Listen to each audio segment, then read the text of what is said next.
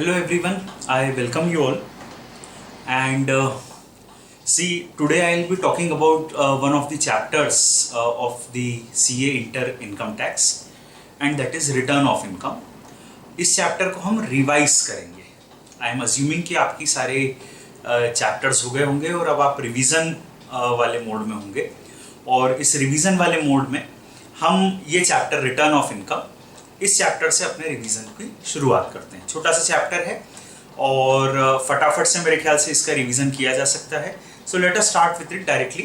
And मेरा ये recommendation है कि आप जब भी रिवीजन करें तो आपके जो भी नोट्स हैं वो नोट्स आप रखिए अपने साथ. उस नोट्स को रेफर कीजिए. आपने खुद ने क्लास नोट्स बनाए हैं या आपके पास कोई प्रिंटेड नोट्स हैं, उन नोट्स को आप रखिए और उस नोट्स को गो थ्रू कीजिए. जब हम रिवीजन कर रहे हैं तो वो नोट्स एक बार आप देखते जाइए और वो नोट्स देखते देखते जो मैं आपको कह रहा हूँ उसको ध्यान से सुनिए. और इसको मल्टीपल टाइम्स रिवाइज करेंगे तो बहुत ही अच्छा है. और सब्सिक्वेंट रिविजन्स में जैसे एक दो बार रिवीजन सुन लिया, उसके बाद कोशिश कीजिए कि जो बात की जा रही है उसके साथ आप अपनी बात भी मतलब इसी बात को रिपीट करते जाएं. इस बात को कोशिश करें कि यही बात आप वापस रिपीट करें तो क्या याद हो जाएगा. बेसिक प्रॉब्लम अपने सब्जेक्ट का यही है कि चीज़ें हम पढ़ लेते हैं, याद नहीं रहती हैं. So my idea in this entire revision is कि आपको थ्योरेटिकल कंटेंट सारा ध्यान हो जाए. With this I am putting it up and let us begin it directly without any further thing. Now return of income is basically a document जो assessee taxpayer अपनी तरफ से इनकम टैक्स डिपार्टमेंट को submit करता है. Income tax return का जो main section है, प्रीमियर सेक्शन है, वो है section 139. As per this section 139 basically there are three types of return. 139(1) that is original return, compulsory return, normal return जो कुछ लोगों को compulsorily due date of filing of return तक भरना पड़ता है. दूसरे तरह का रिटर्न होता है बिलेटेड रिटर्न. अगर आपने रिटर्न ड्यू डेट तक नहीं फाइल किया है तो रिटर्न आप देर से भी फाइल कर सकते हैं, दैट इज बिलेटेड रिटर्न. और जो भी रिटर्न अगर आपने भरा है उस रिटर्न में अगर आपसे कोई गलती रह जाती है तो उस गलती को सुधारने के लिए you have the concept of revising the return, revised return. Now I just go to the section 139(1) that is the normal return, also called as compulsory return, also called as original return. ये जो return है normal, original, compulsory return, ये return के बारे में मैं कुछ issues को एड्रेस करूंगा, कुछ बातों को बताऊंगा.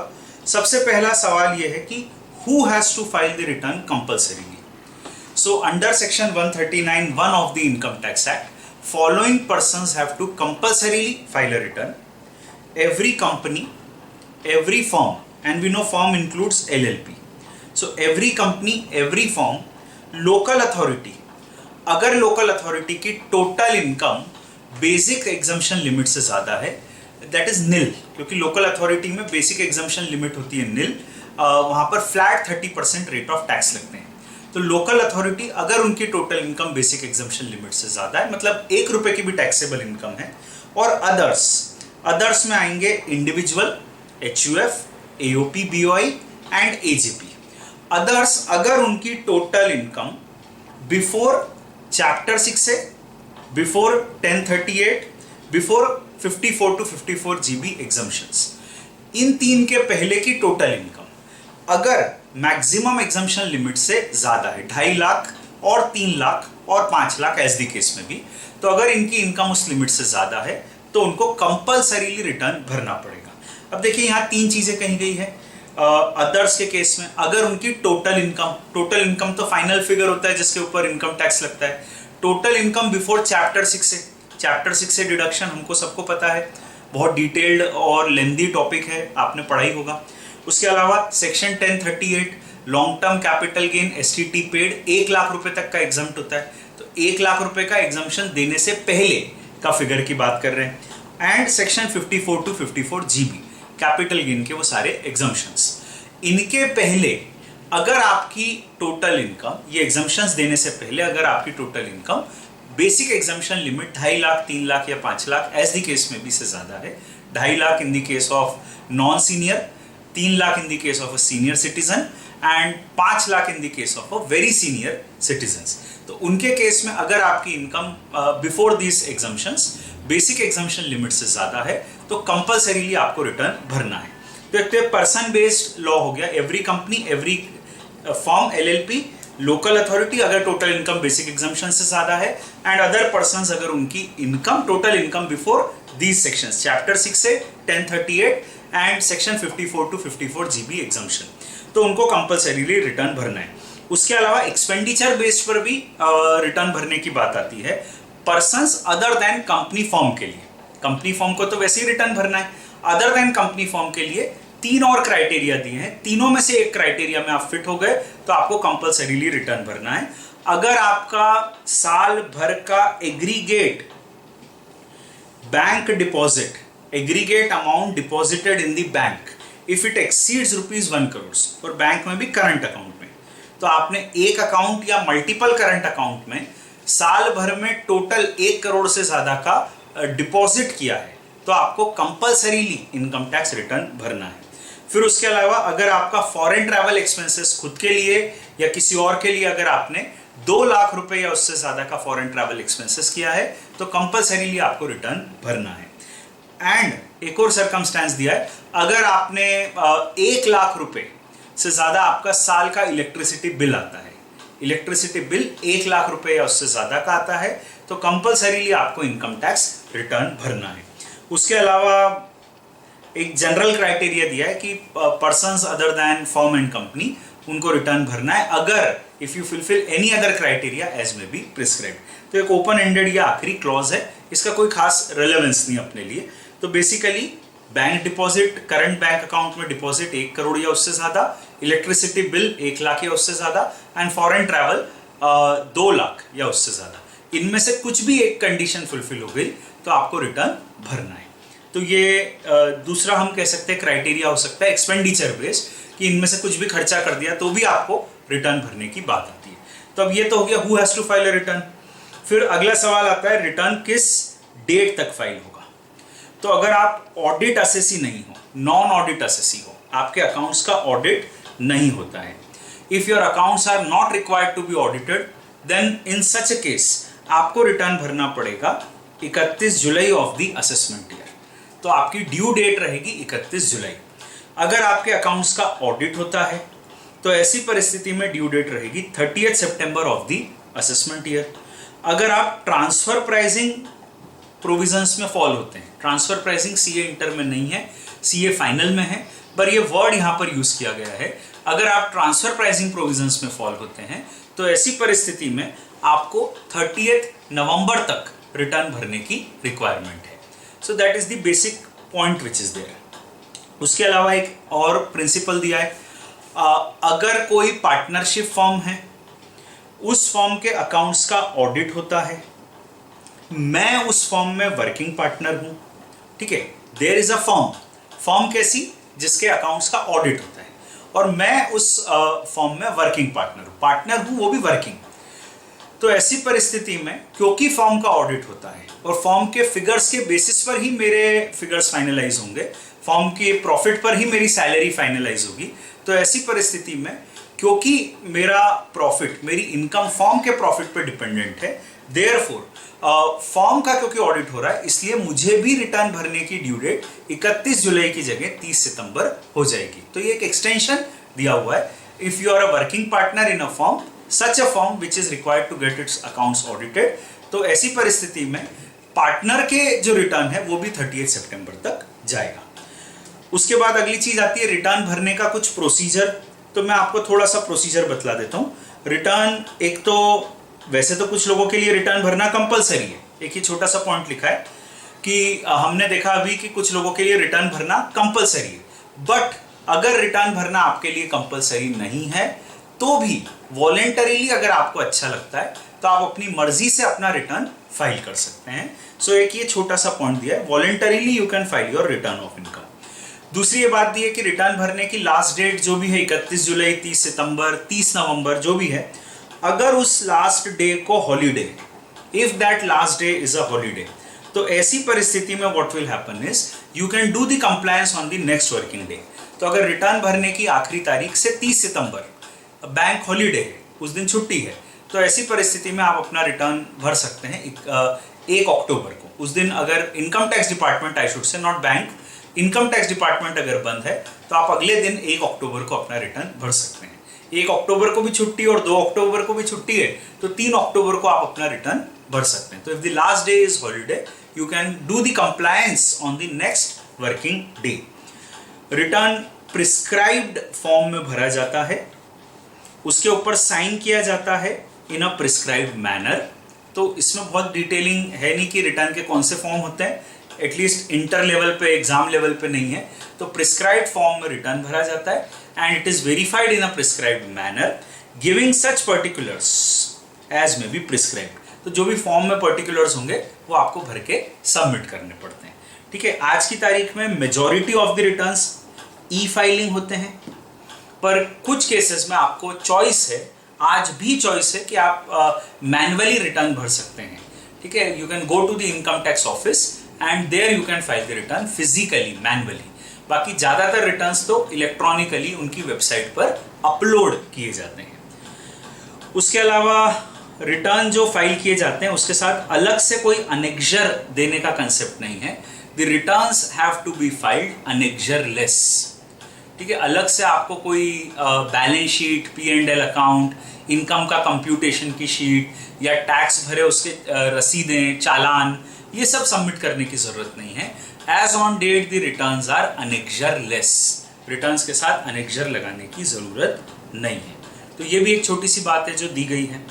तो रिटर्न किससे फाइल करना है हमने देखा, फिर रिटर्न कब तक फाइल करना है वो ड्यू डेट देखी, और रिटर्न फाइल करने के बारे में कुछ छोटी छोटी बातें देखी, जैसे वॉलंटरीली कुछ लोगों को रिटर्न भर सकते हैं, मतलब आपको कंपलसरी नहीं है पर फिर भी आपको उचित लगता है तो you can voluntarily file the return. अगर लास्ट डे जिस दिन रिटर्न भरना है उस दिन छुट्टी है तो you can do the compliance on the next working day. Return जो है वो प्रिस्क्राइब फॉर्म में फाइल किया जाएगा। ई फाइलिंग बहुत सारे लोग करते हैं, कुछ लोगों के लिए उनको चॉइस है कि आप अभी भी चाहो तो पेपर या फिजिकली इनकम टैक्स में रिटर्न भर सकते हो। रिटर्न्स आज की तारीख में अनेक्जर लेस जाते हैं, तो रिटर्न के साथ कोई एनक्लोजर अनेक्जर आपको नहीं लगाना पड़ता है। तो ये सब बातें हैं। अब आखिरी चीज आती है और वो ये है कि what will happen if I don't file the return of income. तो अगर आप income tax return due date तक नहीं भरते हैं, आपको सेक्शन 139(1) में रिटर्न भरना कंपलसरी था, पर आपने रिटर्न ड्यू डेट तक नहीं भरा। अगर आप रिटर्न ड्यू डेट तक नहीं भरते हैं तो ऐसी परिस्थिति में आपको ये सारे कॉन्सिक्वेंसेस फेस करने की बात आती है। एक तो आपको लेट फाइलिंग फीस लगेगी सेक्शन 234(f) के अंतर्गत। फीस कितनी लगेगी? अगर आपने रिटर्न ड्यू डेट तक नहीं भरा तो late filing fees as such है 5,000 रुपए, तो ये कंपलसरी फीस है, भरनी पड़ेगी 5,000 की। अगर 31 दिसंबर तक भी रिटर्न नहीं भरा, वैसे तो ड्यू डेट जुलाई, सितंबर, नवंबर है, पर दिसंबर तक भी रिटर्न नहीं भरा तो लेट फाइलिंग फीस लगेगी 10,000 रुपए।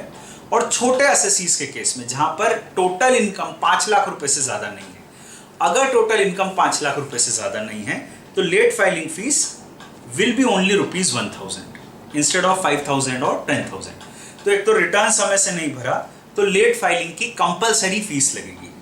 दूसरी 234(a) का ब्याज लगेगा, क्योंकि रिटर्न आपने ड्यू डेट तक नहीं भरा तो जो भी आपका आउटस्टैंडिंग टैक्स है उस आउटस्टैंडिंग टैक्स पे सेक्शन 234(a) के अंतर्गत 1% पर मंथ की रेट पे आपको ब्याज लगेगा। कंपलसरीली ये ब्याज आपको लगेगा।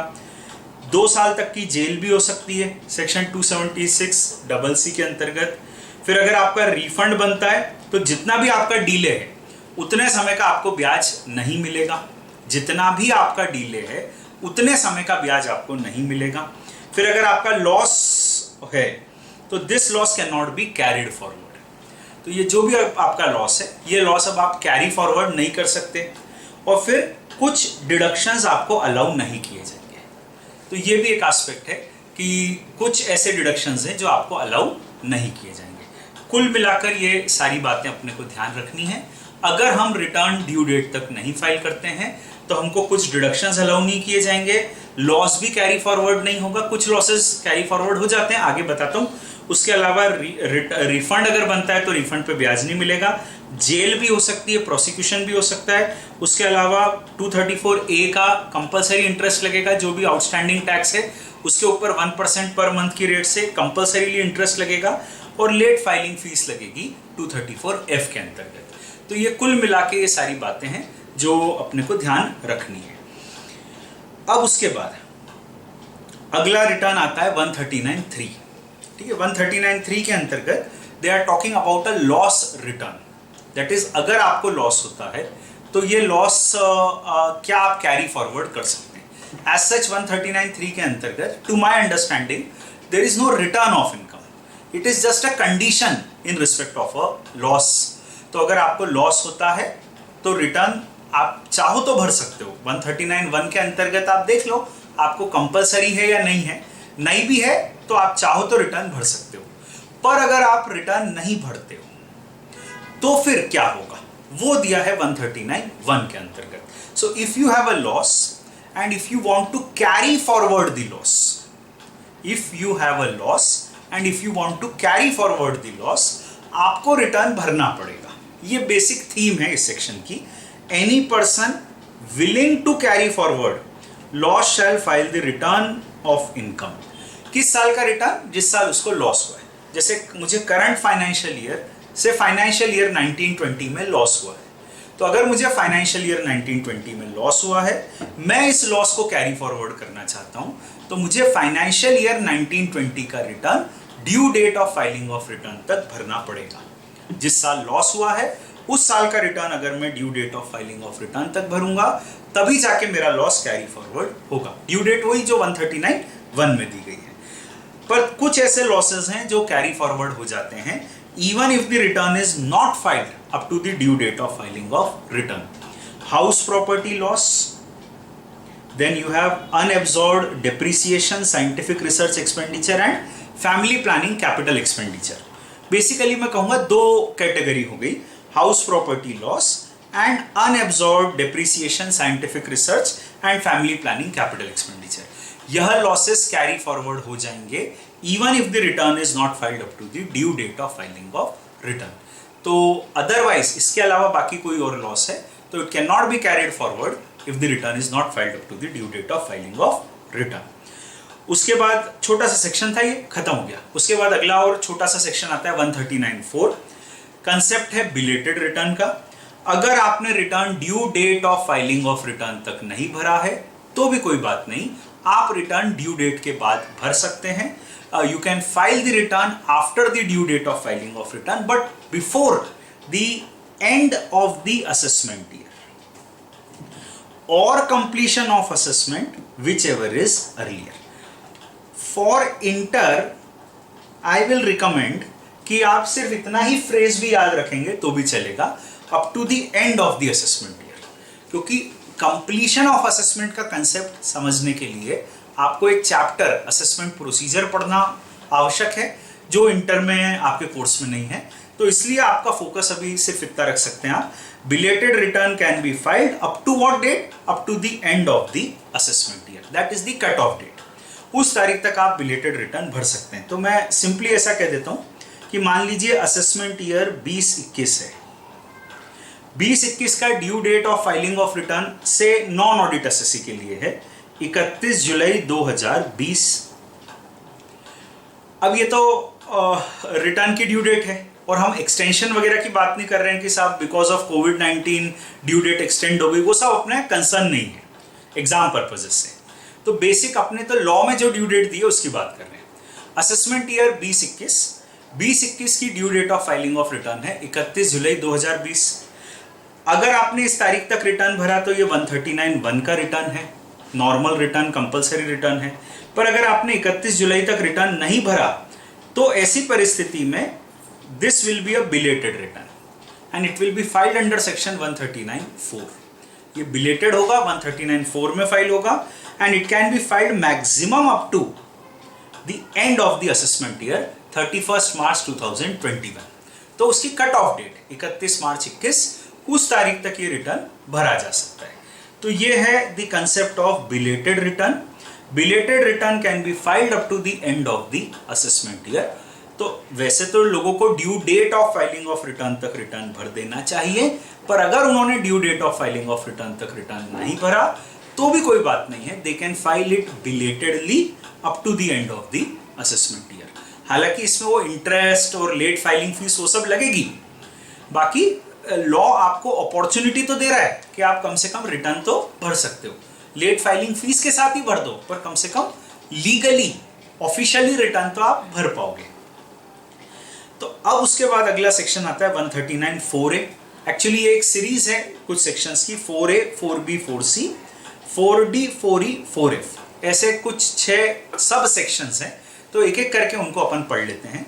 139 4A सिंपली ये कहता है कि अगर आप कोई चैरिटेबल या रिलीजियस इंस्टीट्यूशन हो which is registered under section 12A 12AA of the income tax act, so if there is a charitable or religious institution registered under section 12A 12AA of the income tax act, ऐसी परिस्थिति में अगर उनकी total income before claiming this exemption, तो charitable institution है, मान लो कोई school है, उसकी इनकम बिफोर क्लेमिंग एग्जम्पशन अगर 2.5 लाख रुपए that is basic exemption limit से ज्यादा है, तो ऐसी परिस्थिति में उनको रिटर्न भरना पड़ेगा। वैसे तो इनकम अगर एग्जम्पशन लिमिट से ज्यादा नहीं होती है तो रिटर्न नहीं भरना पड़ता है, वैसे तो इनकम अगर बेसिक एग्जम्पशन लिमिट से ज्यादा नहीं होती है तो रिटर्न नहीं भरना पड़ता है। पर यहां पर कहा है कि आप ऐसा करो कि ये देखो कि आपकी income before exemption basic exemption से ज्यादा है कि नहीं, भले after exemption income basic exemption से कम हो। आफ्टर एग्जम्पशन आपकी इनकम निल है, बिफोर एग्जम्पशन आपकी इनकम 20 लाख रुपए है, तो अगर ये सेक्शन नहीं होता तो हम कहते हैं इनकम तो आफ्टर एग्जम्पशन देखनी है, और क्योंकि इनकम आफ्टर एग्जम्पशन देखनी है वो तो निल है, तो रिटर्न नहीं भरना है। बट लॉ यहां ये कह रहा है कि you have to see the income before exemption. Before exemption अगर इनकम आपकी बेसिक एग्जम्पशन से ज्यादा है तो आपको रिटर्न भरना है। तो before exemption in my example 20 lakh की इनकम है, भले ही आफ्टर एग्जम्पशन निल इनकम हो, आपको कंपल्सरीली रिटर्न भरना है। उसका सेक्शन है 139 4A, और अगर रिटर्न नहीं भरोगे तो 100 रुपए पर डे की पेनल्टी लग सकती है, ऐसा यहां पर दिया है। उसके बाद अगला सेक्शन आता है 139 4B। ये भी सिमिलर प्रिंसिपल देता है। पॉलिटिकल पार्टी जो कि section 13A of the income tax act में एग्जम्प्ट है। पॉलिटिकल पार्टी जो एग्जम्प्ट होती है इनकम टैक्स में, पॉलिटिकल पार्टी के लिए भी अगर उनकी इनकम एग्जम्पशन के पहले before claiming exemption under that section 13A का एग्जम्पशन लेने से पहले अगर उनकी इनकम बेसिक एग्जम्पशन लिमिट से ज्यादा है तो उनको रिटर्न भरना है, भले ही एग्जम्पशन लेने के बाद उनकी इनकम बेसिक एग्जम्पशन लिमिट से कम हो। हमें इनकम देखनी है बिफोर एग्जम्पशन। बिफोर एग्जम्पशन अगर उनकी इनकम बेसिक एग्जम्पशन से ज्यादा है, 2.5 लाख वगैरह से ज्यादा है, तो उनको रिटर्न भरना है। यहां पर इनफैक्ट लॉ मेकर्स ने रिटर्न नहीं भरने की कोई पेनल्टी प्रिस्क्राइब नहीं की है। ये एक इंटरेस्टिंग फैक्टर है जो हम ध्यान में रख सकते हैं। उसके बाद अगली चीज आती है 139 4C। इसमें कई सारे इंस्टीट्यूशंस के नाम लिखे हैं जो सेक्शन 10 के अंतर्गत एग्जम्प्ट होते हैं। इन इंस्टीट्यूशंस की लिस्ट आज के समय मेरा पर्सनल रिकमेंडेशन है कि आपको एग्जाम पर्पसेस के लिए याद नहीं रखनी, क्योंकि ये इंस्टीट्यूशंस के ये एग्जम्पशंस हमारे कोर्स में नहीं है।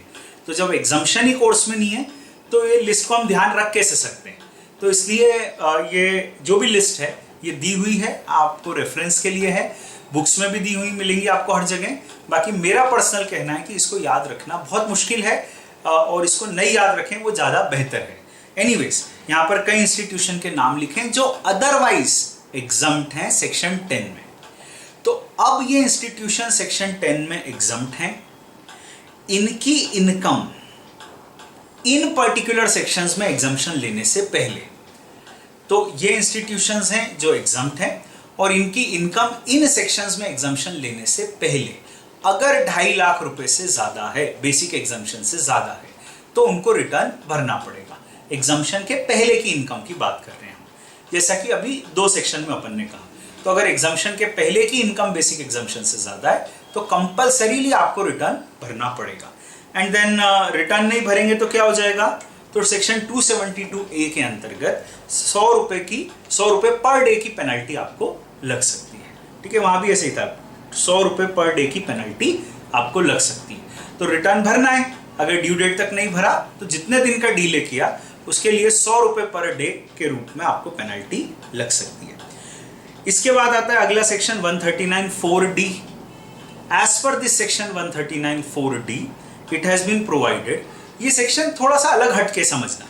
ये सेक्शन कहता है कि जो साइंटिफिक रिसर्च एसोसिएशन होते हैं, जो सेक्शन 35 में कवर होते हैं, ठीक है, national laboratory, IIT, scientific research associations, सब पढ़ा होगा आपने बिजनेस हेड में। तो साइंटिफिक रिसर्च एसोसिएशन, उनको कंपलसरीली रिटर्न भरना है, बात खत्म। उनकी इनकम कितनी है, बेसिक एग्जाम्पशन से कम ज्यादा, वो सब मगजमारी यहाँ नहीं है। यहाँ तो ये बोला साइंटिफिक रिसर्च एसोसिएशन, अच्छा रिटर्न भरना है, खत्म। बिजनेस ट्रस्ट होता है एक, इसका कंसेप्ट आप CA फाइनल में पढ़ोगे, real estate investment trust, business trust, ये इसका पूरा चैप्टर है CA फाइनल में, अभी आपके कोर्स में नहीं है ये। तो बिजनेस ट्रस्ट जो भी होता है उसको कंपलसरीली रिटर्न भरना है। 139(4)E कहता है कि आपको रिटर्न भरना है, इनकम कितनी भी हो रिटर्न भरना है। इन्वेस्टमेंट फंड होता है एक, अगेन CA फाइनल में इसका एक चैप्टर है जिसको आप पढ़ोगे, अभी आपको सिर्फ वो नाम याद रखना है, इन्वेस्टमेंट फंड। इन्वेस्टमेंट फंड को कंपलसरीली रिटर्न भरना है, 139(4)F, बात खत्म। और रिटर्न नहीं भरा तो पेनल्टी कितनी, यहाँ कोई प्रिस्क्रिप्शन नहीं दिया है कि कितनी पेनल्टी लगेगी, तो वो झंझट भी नहीं है अपने को याद रखने के लिए। अब उसके बाद आता है 139(5). As per this section it is an important section, इसको हम लोग कहते हैं रिवाइज्ड रिटर्न। मेरा यही कहना है कि 3 तरह के रिटर्न होते हैं, मैंने अभी थोड़ी देर पहले भी कहा। ओरिजिनल रिटर्न, वो रिटर्न जो due date of filing of return तक फाइल किया, 139(1) का रिटर्न। बिलेटेड रिटर्न, अगर return due date of filing of return तक नहीं फाइल किया है तो रिटर्न देर से भी फाइल कर सकते हो, वो कहलाता है बिलेटेड रिटर्न, सेक्शन 139(4). और अब आता है रिवाइज्ड रिटर्न, 139(5). जो भी रिटर्न आपने भरा है, अगर उस रिटर्न में कोई एरर है तो उस एरर को ठीक करने के लिए आप रिटर्न को रिवाइज कर सकते हो। If after furnishing the return of income under section 139(1) और 4, तो या तो आपने ड्यू डेट तक रिटर्न भरा है या बिलेटेड रिटर्न भरा है, कैसा भी रिटर्न भरा है।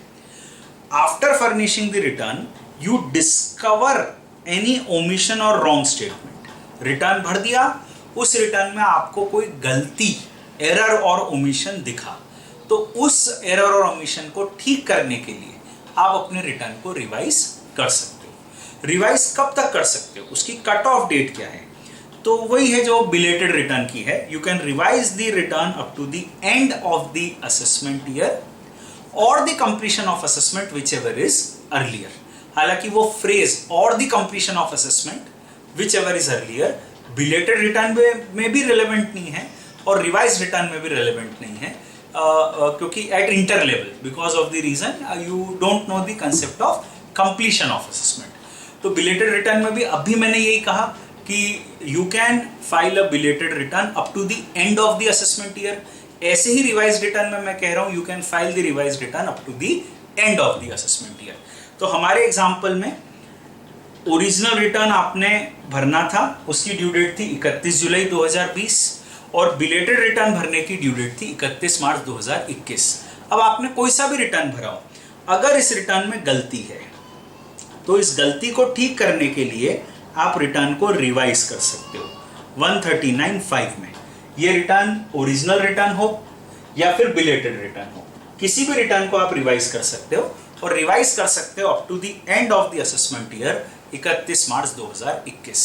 उस तारीख तक इफेक्टिवली आप रिटर्न को रिवाइज कर सकते हो, उसके बाद आप रिटर्न को रिवाइज नहीं कर पाओगे।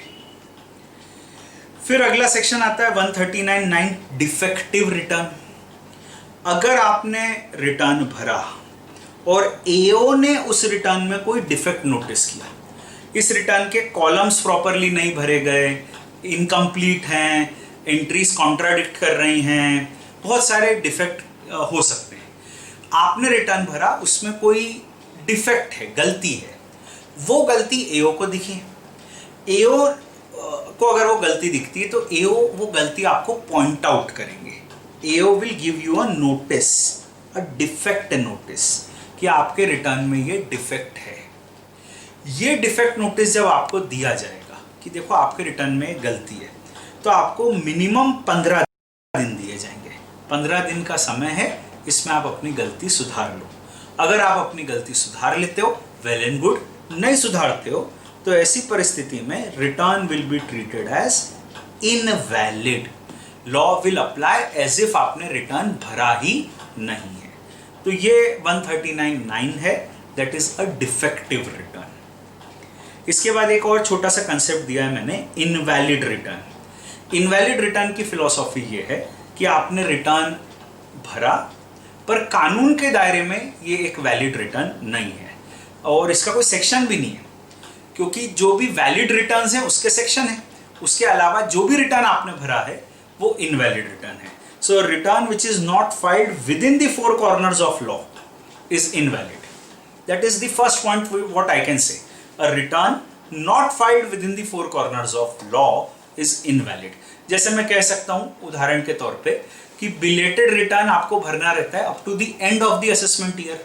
तो अगर आपने belated return end of the assessment year के भी बाद भरा है तो that is invalid. That is what I can put it in simple words. या revise return, return can be revised up to the end of the assessment year. पर अगर आपने रिटर्न को end of the assessment year के बाद revise किया है तो इट इज इनवैलिड। तो इनवैलिड रिटर्न की पहली एग्जाम्पल ये हो सकता है कि आपने कानून के दायरे में रिटर्न नहीं भरा, तो वो इनवैलिड है। और दूसरा एग्जाम्पल एक और हो सकता है, दूसरा सिचुएशन एक और हो सकता है, वो ये है कि अगर आपको रिटर्न पर साइन करने थे, वह साइन आपने नहीं किए, अ रिटर्न नॉट साइंड और अ रिटर्न नॉट प्रॉपरली साइंड। तो रिटर्न के ऊपर आपने साइन किए ही नहीं या प्रॉपरली साइन नहीं किए, तो ऐसा मान लिया जाएगा that the return is invalid. तो this brings me to one of the sections, section 140 of the Income Tax Act. Now this section 140, in my notes it is given up here on the page number 160, और section 140 जो है ये बताता है कि return पे कौन sign करेगा। अलग अलग कैटेगरी ऑफ पर्संस के केस में who will sign the return of income ये बताया है। और ये चार्ट जो है ये इनफैक्ट हमको रट लेना चाहिए, क्योंकि एग्जाम में कभी कभी आ जाता है who will sign the return of an HUF, who will sign the return of a company, ऐसा। तो ये चार्ट जो भी है एक बार रट लेना चाहिए। दिया बहुत सिंपल है, अलग अलग कैटेगरी ऑफ पर्संस में who will sign the return. जैसे इंडिविजुअल का आप देख सकते हैं, इंडिविजुअल का रिटर्न कौन साइन करेगा? Assessee himself. If he is absent from India then who will sign the return? Then any person duly authorized in this behalf. If he is mentally incapacitated, so his guardian or any competent person will sign the return. And if it is not possible for him to verify the return for any other reason, he cannot sign it for any other reason, तो ऐसी परिस्थिति में a person duly authorized under power of attorney, तो जो भी power of attorney के अंतर्गत authorized है, that person can sign the return.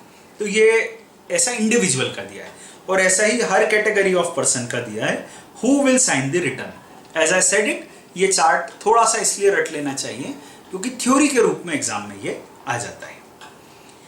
तो अगर रिटर्न इनको साइन करना था और इन्होंने साइन नहीं किया तो the return will be treated as invalid. ये अगला सेक्शन हो गया। इसके साथ रिटर्न वाले सारे सेक्शन हो गए। अब उसके बाद अपन आते हैं टू वन और टू मोर सेक्शंस। एक है सेक्शन 139A जो बात करता है परमानेंट अकाउंट नंबर। ये सेक्शन एग्जाम के लेवल से देखा जाए तो बिल्कुल रेलेवेंट नहीं है, क्योंकि इसमें क्वेश्चन आने की कोई गुंजाइश रहती नहीं है। बाकी हाँ, प्रैक्टिकली हम जानते हैं परमानेंट अकाउंट नंबर क्या होता है। It is a 10 digit alpha numeric number जिससे इनकम टैक्स डिपार्टमेंट यूनिकली लोगों को आइडेंटिफाई करता है। It is a unique identification number. तो अगर मेरा कोई परमानेंट अकाउंट नंबर है तो इनकम टैक्स वाले मुझे उसी नाम से, उसी नंबर के जरिए पहचान सकते हैं। कुछ लोगों को परमानेंट अकाउंट नंबर लेना कंपलसरी होता है, कुछ लोगों को कंपलसरी नहीं होता है, फिर भी वो ले सकते हैं। और एओ भी अपने आप से सुओ मोटो बाय हिमसेल्फ, एओ भी अपने आप से किसी को परमानेंट अकाउंट नंबर इशू कर सकते हैं। इनकम टैक्स डिपार्टमेंट भी पैन इशू कर सकता है। पैन लेने के लिए आपको एक एप्लीकेशन सबमिट करनी पड़ती है और वो एप्लीकेशन सबमिट करके उसको प्रोसेस किया जाता है और आपको पैन अलॉट कर दिया जाता है। पैन आपको मिलने के बाद आपको इनकम टैक्स डिपार्टमेंट से जो भी आप करेस्पॉन्डेंस कर रहे हैं, जैसे रिटर्न, चालान, टैक्स पेमेंट की कोई रसीद है, एओ को कोई नोटिस, कोई रिप्लाई दिया आपने नोटिस का, वो सब जो भी है, तो with any correspondence with the income tax department you have to code the permanent account number. और जो भी कुछ प्रिस्क्राइब डॉक्यूमेंट्स हैं, जैसे आप रजिस्ट्री कराने जाते हैं प्रॉपर्टी की, तो रजिस्ट्री में या बैंक में आपको परमानेंट अकाउंट नंबर कोड करने की बात आती है। तो कई ऐसे ट्रांजैक्शंस हैं, डॉक्यूमेंट्स हैं जिसके ऊपर कंपलसरीली आपको परमानेंट अकाउंट नंबर कोड करना पड़ेगा। अगर आपका कोई डिटेल्स चेंज होती है तो आप ही की जिम्मेदारी है कि वो इनकम टैक्स को सूचित करें। आपका एड्रेस चेंज हो गया, शादी के बाद नाम बदल गया, तो आप ही की जिम्मेदारी है कि आप इनकम टैक्स को इन्फॉर्म करें और अपना परमानेंट अकाउंट नंबर अब अपडेट कराएं। उसके अलावा डुप्लीकेट परमानेंट अकाउंट नंबर नहीं लेना है आपको, ये भी आपकी जिम्मेदारी है।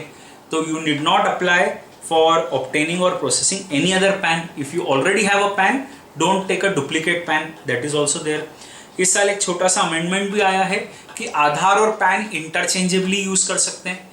तो अगर आपके पास आधार है तो आप पैन की जगह आधार भी कोड कर सकते हो और आधार की जगह पैन भी कोड कर सकते हो फॉर इनकम टैक्स ट्रांजैक्शंस। तो पैन और आधार इंटरचेंजेबली यूज हो सकते हैं। उसके अलावा कुछ लोगों को परमानेंट अकाउंट नंबर लेने की और कोड करने की जरूरत नहीं है। ऐसे लोग जिनकी सिर्फ एग्रीकल्चर इनकम है, नॉन रेसिडेंट्स और central government, state government, counsellors etcetera, जो वीजा काउंसलेट ऑफिसर्स वगैरह होते हैं, उनको परमानेंट अकाउंट नंबर लेने की, कोड करने की आवश्यकता नहीं है। अब आपको परमानेंट अकाउंट नंबर लेना है और लेने के बाद उसको प्रॉपरली कोड करना है। अगर आपने ऐसा नहीं किया तो क्या हो जाएगा? तो अंडर सेक्शन 272B 10,000 रुपए तक की पेनल्टी लग सकती है। तो ये एक एस्पेक्ट दिया हुआ है। उसके अलावा आधार, लिंकिंग ऑफ पैन विद आधार का कंसेप्ट दिया है। आपको इसके बारे में एक जनरल जानकारी जरूर होनी चाहिए कि गवर्नमेंट ये चाहती है कि सब चीज़ें आधार से लिंक हो जाए और उन्होंने यही कंसेप्ट इनकम टैक्स में भी दिया है। उनका ये कहना है कि आप एक कट ऑफ डेट तक परमानेंट अकाउंट नंबर को आधार से लिंक कर दो। नई अगर आप पैन की एप्लीकेशन फाइल कर रहे हो तो साथ में आपका आधार नंबर भी उसमें कोड कर दो।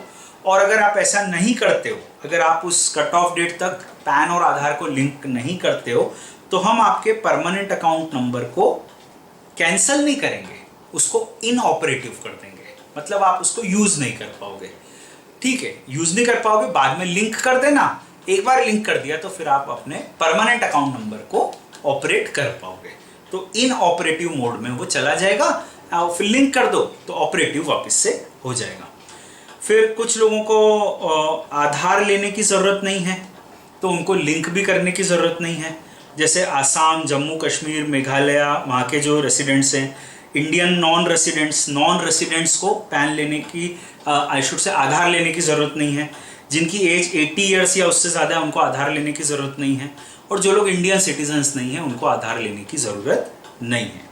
उसके अलावा आधार लेना है आपको, नहीं लिया और उसको लिंक नहीं किया खास तौर पे, तो अगर आपने आधार से पैन को लिंक नहीं किया तो उसकी भी 10,000 रुपये तक की पेनल्टी लग सकती है। सेक्शन वही है 272B।